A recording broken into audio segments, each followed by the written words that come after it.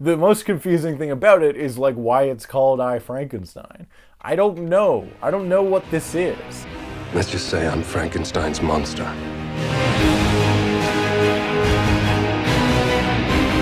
Say it out loud. Frankenstein! Frankenstein. Frankenstein. My name, it's pronounced Frankenstein. Welcome back to Franken-Fridays, the show where we talk about all the Frankenstein movies up to the release of Del Toro's Frankenstein. Today, I Frankenstein. What is it? What the fuck is this? The 2013 blockbuster sensation starring Aaron Eckhart as Frankenstein's monster who becomes a action guy fighting demons and gargoyles, just as Mary Shelley always intended. I was actually kind of really looking forward to seeing this one because I knew it just almost completely disregards the original source material and just goes off in its own wacky direction. And I thought it would be like a very fun schlocky B movie, and it is. After looking through some of the credits of this one, the movie starts to make a little bit more sense like why it is when you realize that it's produced by a lot of the same people that made the Underworld films. It has one of the same writers as the Underworld movies. Even if you look at the poster, it looks exactly like the poster of the first Underworld film. And apparently at one point there were even plans to maybe connect it to that universe, which would be amazing, and I wish that they at least attempted that because that would be so funny. When you approach this movie from they wanted to make more Underworld type films, it starts to make a little bit more sense because it is, not really anything at all like the Frankenstein story. But what is it about? Let's get into that a bit. So after the events of the Frankenstein story that you know and love, our boy, the monster in this one, played by Aaron Eckhart, just kind of coincidentally ends up stumbling into what almost feels like a different type of movie where he gets involved in this war between demons who are kind of like vampires. You can kill them with like the cross and various holy waters and stuff like that, and they look a little bit like vampires.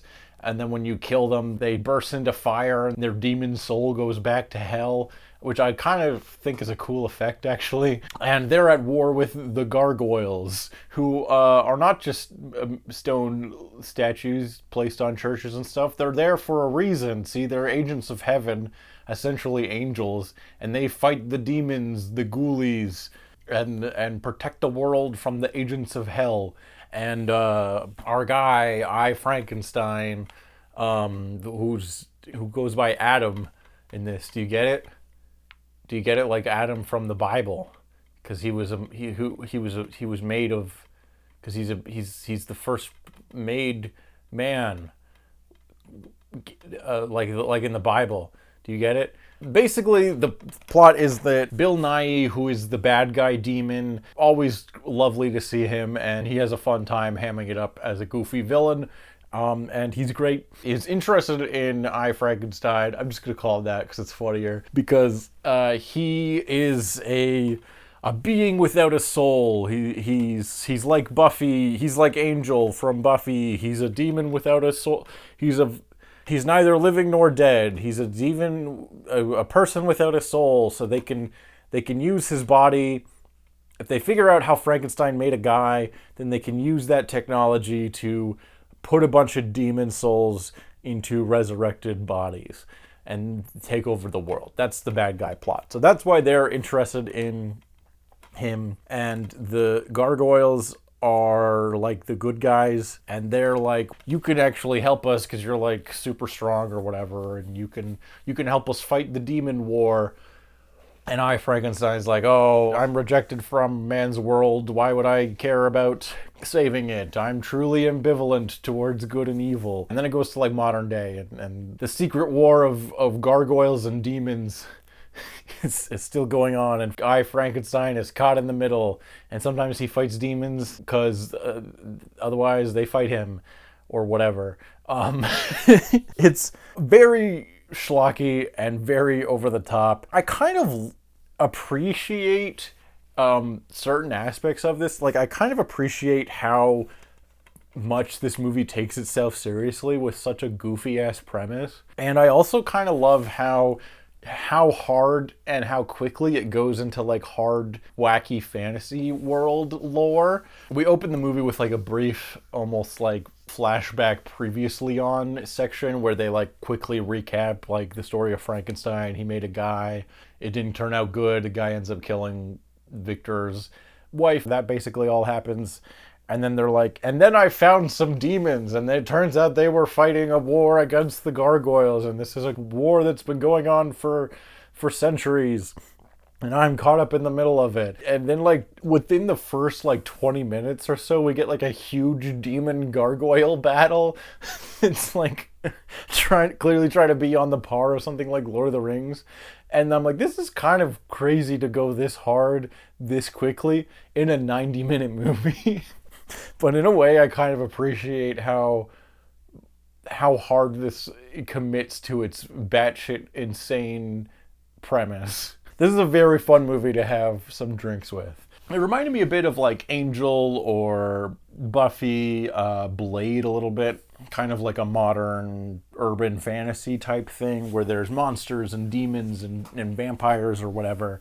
And there's a guy who's like maybe part monster, but he's a good one and he fights them. But he's also maybe a little bit morally ambiguous or whatever. He has a soul or he doesn't have a soul, and that's important. But in all of those things, they like slowly introduce you to the world of the story. Usually there's like a ride-along character, like in the first Blade movie, he meets a young doctor lady who gets involved in what's going on, and so then we have like a main character for the audience to have things explained to. Instead in this, it's just like Frankenstein walking around, and then he gets involved in the war between the demons and the gargoyles, and like he's already a sci-fi fantasy character, and then he gets involved in like this completely other fantasy thing that has nothing to do with him. And there's like no regular human characters pretty much for the whole movie. There's like one or two scientists that work at the bad guy's factory where he's trying to recreate Frankenstein's work to make put the demon souls in the Frankenstein bodies. But they don't even really meet Frankenstein until like kind of late into the film. So they're not really like ride-along characters. It's very strange how they decided to go about it. Just because it's so different, like it's so, you know what, fuck you, we're not even gonna, everything's just weird in this and crazy in this universe, and we're not even gonna explain it all. And yes, of course, the big question is like, why the fuck is Frankenstein in this movie? I don't know. Because it's about demons and gargoyles fighting each other. And Frankenstein just like happened to stumble into this plot. There's a plot reason that the demons are interested in him, but otherwise he has no place being in this story. And that just is the case. Like I don't understand it, other than I can only kind of justify it from the explanation of like this at one point was considered to maybe be tied into the Underworld franchise, and that franchise already did vampires and werewolves, so like what other monsters can we do? What about Frankenstein's? How about this nonsense? I don't know. It's a fucking wacky time. It is not really at all a Frankenstein story, but does it work on its own merits? Not really, but it is a fun B movie. It's only 90 minutes.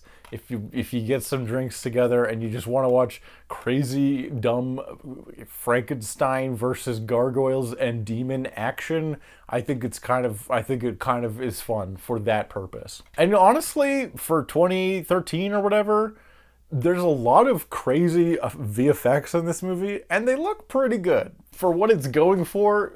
I think it kind of works. Like I think it accomplishes what it's trying to do, which is like just have goofy, crazy fantasy action with Frankenstein punching a big old gargoyle. And you know what? It does that effectively. So I'll give it that. Is it the best action ever? No, but it's kind of goofy and fun. How does this rank among other Frankenstein movies? I don't know. It's not trying to be one. The most confusing thing about it is like why it's called I, Frankenstein. I don't know. I don't know what this is. It's not a modern reinterpretation of the Frankenstein story. It's just like, what if Frankenstein was still in the modern day and fought gargoyles and demons? And it is that. It is that. Is that what you want? If it is, then you're in fucking luck. Otherwise, who is this for? I don't know. Is Aaron Eckhart particularly good in this role? He's fine. That's the movie.